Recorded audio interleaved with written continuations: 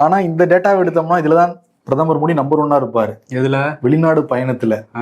அந்த டேட்டாவுமே ரிலீஸ் ஆயிருக்கு. நாடாளுமன்றத்துல எம்பி டெரிக் அவர் வந்து பிரதமர் மோடி வெளிநாட்டு பயணத்துக்கு எவ்வளவு ரூபாய் செலவாச்சுன்னு ஒரு கேள்வி வந்து கேட்டிருக்காரு. அதுக்கு எழுத்துப்பூர்வமாக மத்திய அரசு பதில் சொல்லியிருக்காங்க. குறிப்பா 5 நாடுக்கு மட்டுமே எவ்வளவு செலவாயிருக்கு நான் சொல்றேன். பிரான்ஸ் போனதுக்கு மட்டுமே ஒரு 25.5 கோடி. ஆஹா. யுஎஸ் போனதுக்கு ஒரு 16.5 கோடி. அதுக்கப்புறம் சவுதி அரேபியா போனதுக்கு ஒரு 15.5 கோடி. அதுக்கப்புறம் தாய்லாந்து போனதுக்கு 4,90,00,000. சீப்பா போயிட்டு வந்திருக்காரு தாய்லாந்துக்கு மட்டும். ஸ்ரீலங்காவுக்கு வந்து 4,50,00,000. ஓகே. அவர் வந்து இது 4 கோடியா அவருக்கு சீப்பா தான். நம்ம அவருக்கு தெரியுது.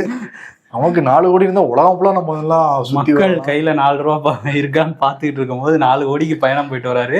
அதுவும் பாருங்க, பிரான்ஸுக்கு எல்லாம் 25 கோடிக்கு போயிட்டு வராரு.